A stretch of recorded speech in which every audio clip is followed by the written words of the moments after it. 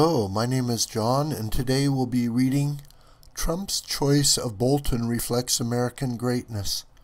The political warriors from the Freedom Center's events are Trump's newest fighters, by Daniel Greenfield on Front Page Magazine, March 23, 2018. Daniel Greenfield is an investigative journalist and writer focusing on the radical left and Islamic terrorism. This gentleman works with David Horowitz, and together with many of President Trump's cabinet picks, represent America's best political warriors, making Front Page Magazine must-reading for those who wish to restore American greatness. 15 years ago, North Korea banned John Bolton from the useless nuclear talks. Such human scum and bloodsucker is not entitled to take part in the talks, its foreign ministry declared. North Korea had freaked out because then Undersecretary of State Bolton had called Kim Jong-il a tyrannical dictator and life in the socialist hellhole a hellish nightmare. Bolton would later describe that as one of his proudest moments.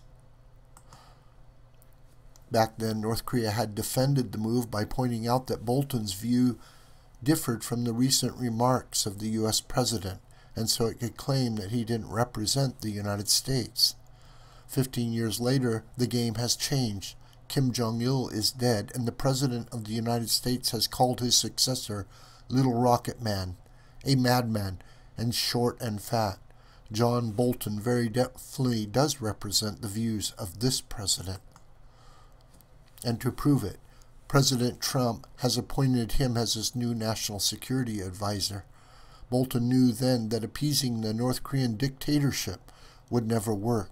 Bill Clinton's bad North Korean deal paved the way for an even worse Iran deal. It took a decade and a half for an administration to actually listen to him, and his appointment sends a clear signal to North Korea. The media had been buzzing that McMaster would be replaced by a more conciliatory figure on North Korea. The establishment even had their man all lined up.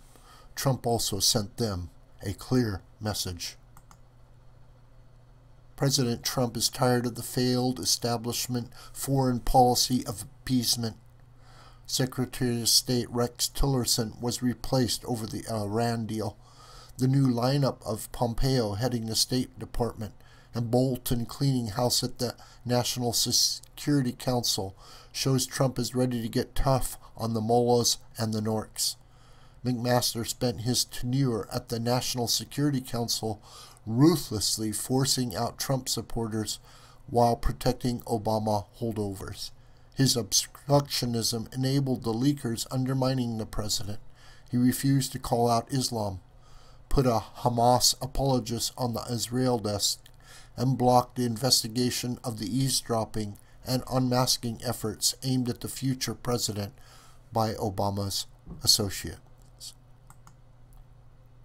Now that's over and done with, and the worst of the Democrats are already ranting and raving. Representative Keith Ellison, Representative Adam Schiff, Jerry Connolly, Betty McCollum, and many other lefties don't want Bolton. Ellison called him dangerous. Representative Boyle dubbed him a dangerous radical. Representative Bass accused him of peddling hatred of Muslims. And Representative Don Bayer wailed, Trump desperately needs tempered and measured voices around him. Bolton is neither of those things. John Bolton is actually tempered and measured.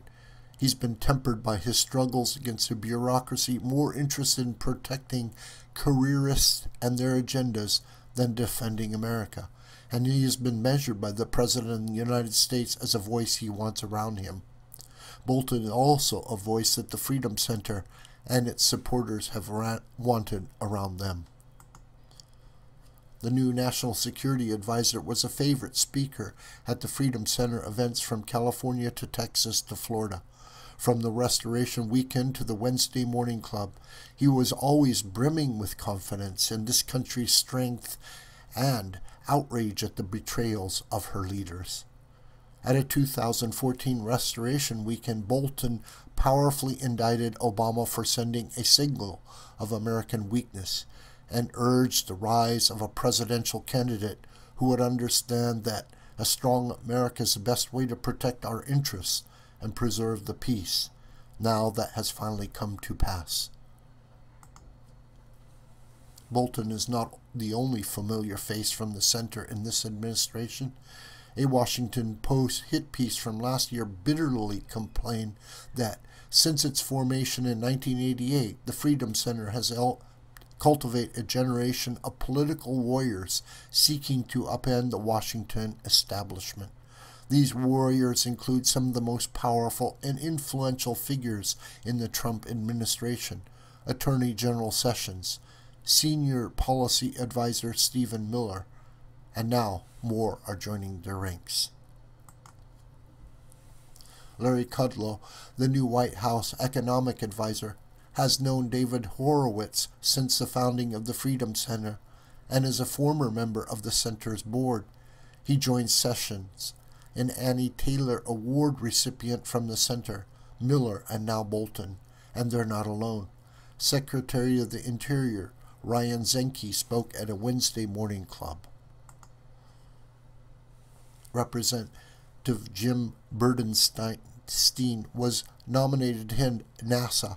Senator Patty Murray attacked him for his appearances at conferences at the David Horowitz Freedom Center. Representative Burdenstein was indeed a popular Restoration Weekend speaker whose 2016 speech was about why Trump won. What other candidate would have talked about how Hillary Clinton attempted to silence and shame the victims of Bill Clinton? What other candidate would have brought up the fact that Hillary Clinton said they were part of a vast white ring conspiracy, he asked. And which other president would have made Bolton his national security advisor? Which other president would have picked Sessions, Miller, Kudlow, Zinke, Burdenstein, and so many others? It takes a warrior to pick the political warriors who want to fight to win, and who understand that standing up to bullies, thugs, and tyrants is less likely to lead to a fight than surrendering to them.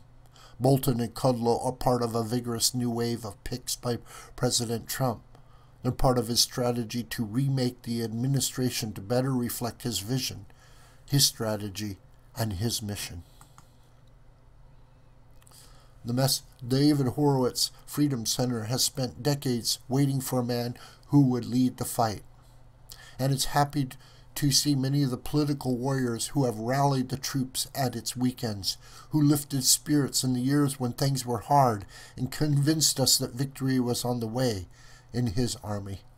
The fight is what it has always been, to leave America greater, happier, more prosperous, stronger, and more secure than it has been in generations. There was a time when this vision was on the decline. There was a time when Malay and appeasement ruled the day. We were told that we had to cringe before dictators, accept the impoverishment of our economy and the narrowing of our horizons. President Trump rejected that defeatism, as President Reagan had rejected it before him, and Bolton, Kudlow, and Burdenstein represent vital elements of that rejection of despair and embrace of hope. The common qualities that they share are optimism, determination, and a willingness to fight. Those are also the defining qualities of the David Horowitz Freedom Center, a front-page magazine, and of you, our readers, the men and women whose comments enlighten me and whom I have met in person at countless Freedom Center events, including our annual Restoration Weekend. We believe that America can be great again, and we are willing to fight for it. There was a time when that was a minority view. Now it's becoming the majority consensus. There was a time when many took it for granted that we shouldn't upset dictators or go big on the economy. 15 years ago, North Korea got its way. That time is over. President Trump's choice sent that message to North Korea, but it also sent it to the appeasement lobby. The era of American weakness is over. The age of American greatness has begun. This video is a production of the School of the White Crane. My name is John Brooker, and you could reach me through commentary on this video or through my Gmail listed here. Please share this video with family and friends and on social media. May God richly bless you.